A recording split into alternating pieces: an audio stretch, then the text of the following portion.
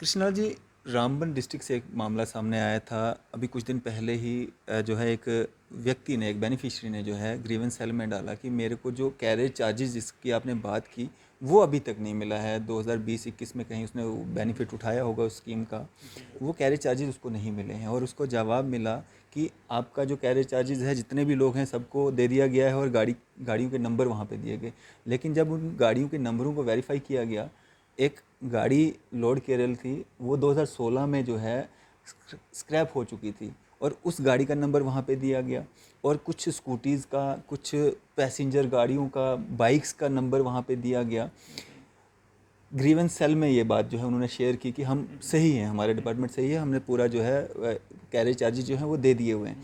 लेकिन जब उन नंबरों का पता किया वो तो फ्रॉड पाया गया। अब उन्होंने दोबारा नोटिफिकेशन निकाली है कि नहीं, हमसे गलती हुई है। तो क्या ये गलती आप ग्रीवेंस सेल में गवर्नर साहब को जो आपने इन्फॉर्मेशन दी है, क्या वो सही है या बाद में जो आप इन्फॉर्मेशन दे रहे हैं वो सही है? देखिए, जो आपने इशू उठाया है वाकई ही एक संगीन मसला है।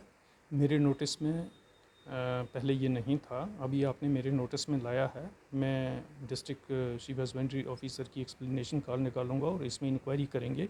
अगर इसमें सदाकत पाई गई तो हम उसके खिलाफ एज़ पर रूल एक्शन लेंगे। आज की खास मुलाकात में हमारे साथ मौजूद हैं Krishnalal ji, director sheep husbandry department. Sir, स्वागत है आपका न्यूज़ सर इंडिया में। Thank you ji. कृष्णलाल जी, क्या कुछ स्कीम्स हैं जिसका लाभ जो है लोग ले सकते हैं?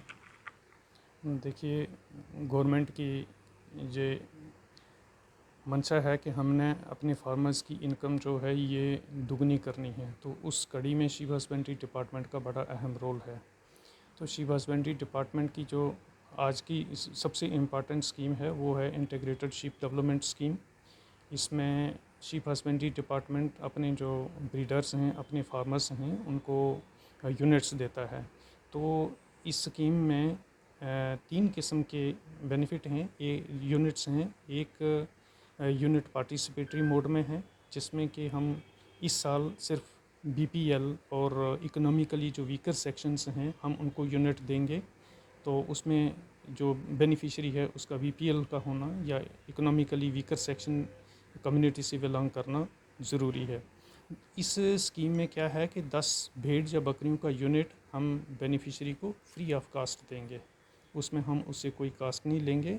और उसमें क्या है कि उस बेनिफिशियरी को तीसरे साल से दो दो एनिमल जो हैं वापस देने होते हैं।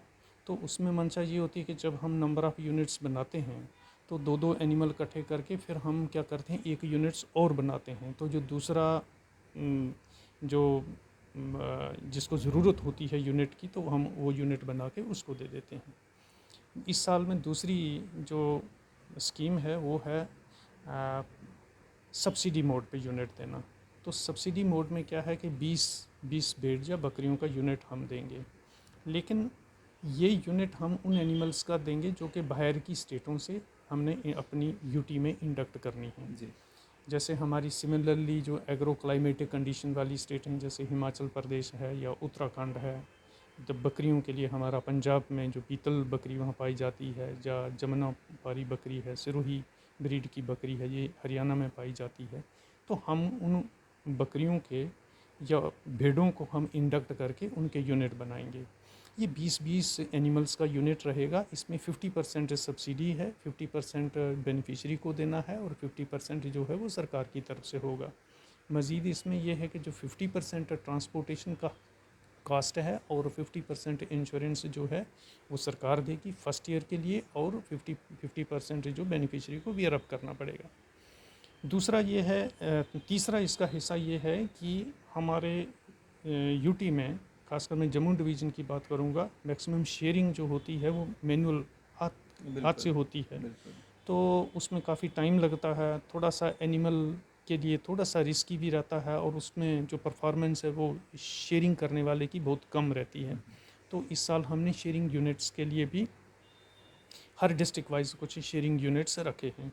तो उसमें क्या होगा कि एक शेयरिंग यूनिट का मतलब एक शेयरिंग की मशीन, उसके साथ कुछ एक्सेसरीज़ लगती हैं और साथ में जन सेट भी है। तो इसमें मैक्सिमम सब्सिडी जो है 75,000 रुपये की है।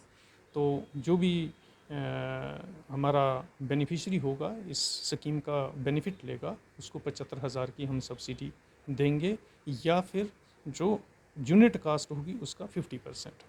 तो ये स्कीमें हैं, हमने इसकी एडवर्टाइजमेंट की हुई है।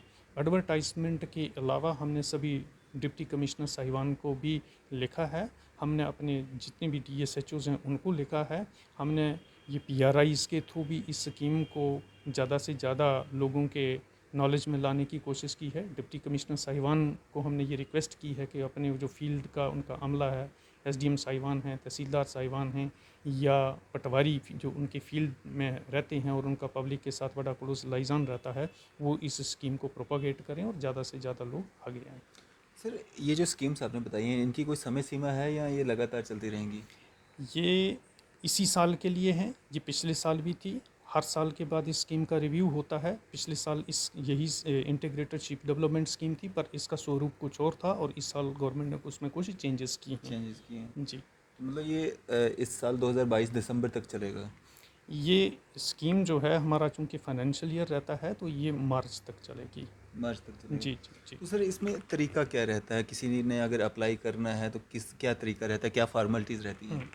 उसमें ये है कि हमने जो एडवर्टाइजमेंट की है उसमें ये लिखा है कि जो भी हमारे इंटरेस्टेड पर्सन्स हैं, ब्रीडर्स हैं, फार्मर्स हैं, वो हमारे DSHO के ऑफिस, उसके नीचे जो SDO का ऑफिस, उसके नीचे हमारी जो होती है SEC बोलते हैं हम उसको, शीप एक्सटेंशन सेंटर बोलते हैं, तो वहाँ पर जाएं, वहाँ पर उनको एप्लीकेशन फार्म मिलेंगे, वो फार्म भर के उन्होंने वो देना है।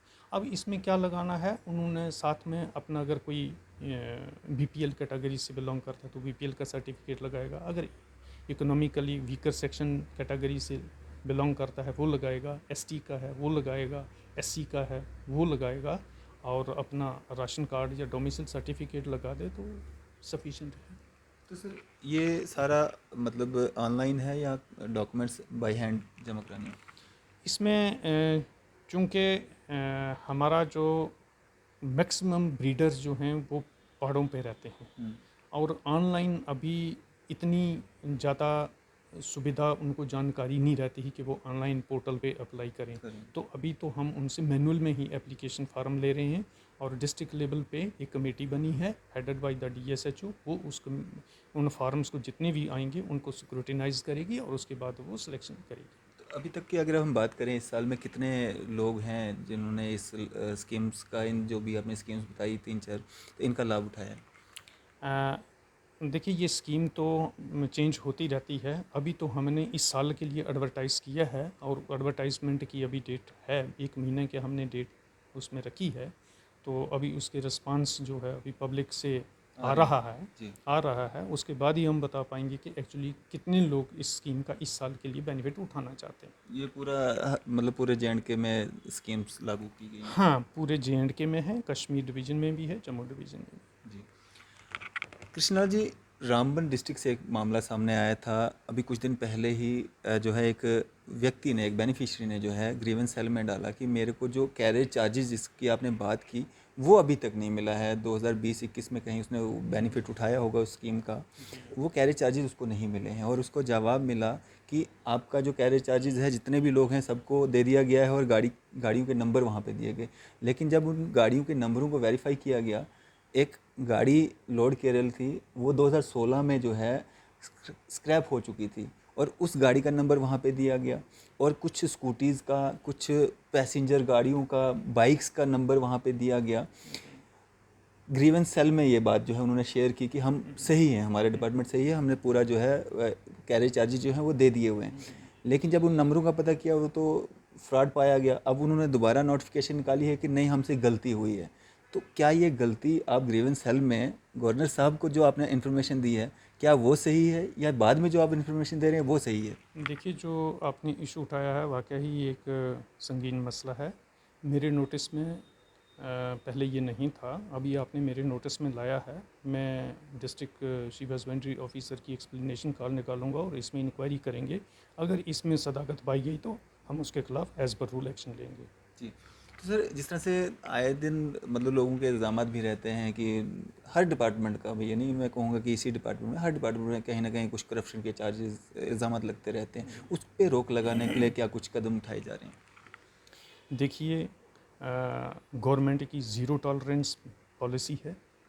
किसी भी किस्म का करप्शन का, किसी भी हमारे एम्प्लॉय के खिलाफ़ कोई ऐसे एलिगेशंस या ऐसा नोटिस में आता है, मैं आपसे भी और जो पब्लिक है उनसे भी अपील करता हूं कि हमारे नोटिस में लाएं।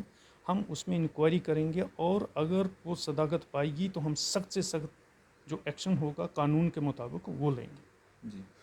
फिर सर क्या एक मैसेज रहेगा आम जनता के लिए? एक तो आपने ये मैसेज दे दिया कि आपको अगर कहीं पे दिक्कत आती है आप संपर्क करें और एक्शन भी होगा, और इन स्कीम्स का ज़्यादा से ज़्यादा लोग फ़ायदा उठाएं, लाभ उठाएं, क्या एक मैसेज रहेगा आपका? अ, मैं ये पूरे पब्लिक जो भी आपके इस प्रोग्राम को देख रहे हैं, मैं उनसे ये अपील करूंगा कि ये गवर्नमेंट की बहुत अच्छी स्कीम है।